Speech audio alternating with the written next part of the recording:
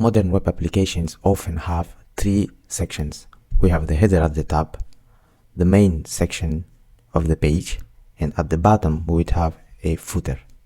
And what designers want for us is that the header is always going to be at the top and the footer is going to always be at the bottom. But as a web developer, one day you're going to encounter this weird problem where on a different page, because we reuse all the components and used to change the content, like the main section, oftentimes you would change the page and you would go on a page where you don't have enough content, and this would happen.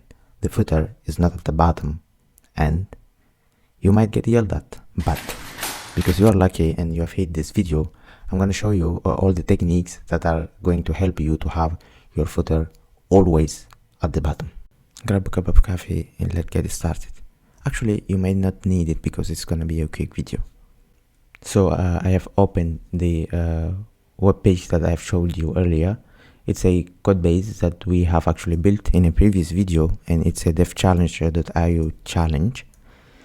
So as you can see, the web page looks quite good when we have a lot of content, as you can see, but on the about page where we only have this paragraph, the footer is not at the bottom.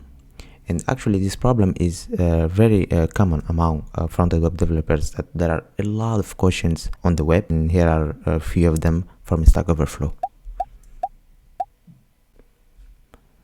So how you would go to solve this problem?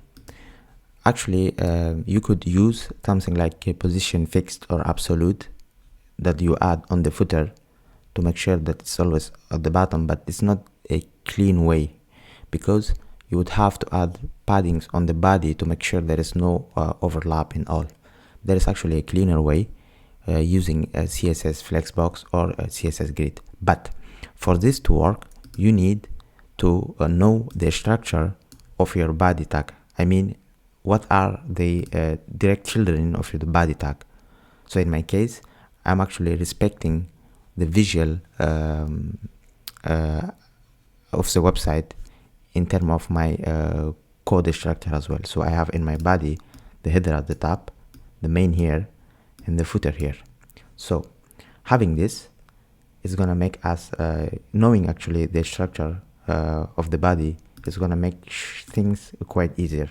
So let me just add the body here, and I'm going to add a border of 2 pixels, solid and red. So as you can see, the body actually finishes here because it fits its content. That's how HTML works by default in terms of heights. And to fix our problem here, we would need to make sure that the browser is the body is always going to take all the available height, but we cannot say height is going to be something like 100 view 8, because if we do that, we're going to break if, for example, the main page here. As you can see, there is an overflow here, so we would need to use the mean height property like this. But it didn't solve our problem yet, but bear with me, it's gonna be quick. So if we are using a CSS grid, we'd say that our body is gonna have a display of grid, and we would say that it's gonna have 3 rows. So the first one is going to be auto, and the section, the main section, is going to take all the available height, and the footer is going to also be auto like this.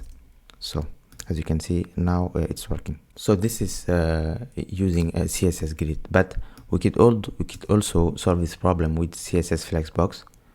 So let me just remove this.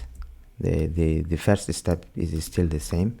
So we'd add a display flex like this, and you use flex direction of column. So if I make it bigger, we still have the problem, but we would just need to go on the footer, like below, here, and say that we would have a margin top of auto, and this solves the problem as well. Thanks guys for watching, and let me know if this video was helpful to you by liking it, by sharing with your friends who are maybe learning about web development, by commenting, and also feel free to subscribe as I make videos like this one from time to time to share the things that I learn on my software engineering journey with others. Thanks again. Bye.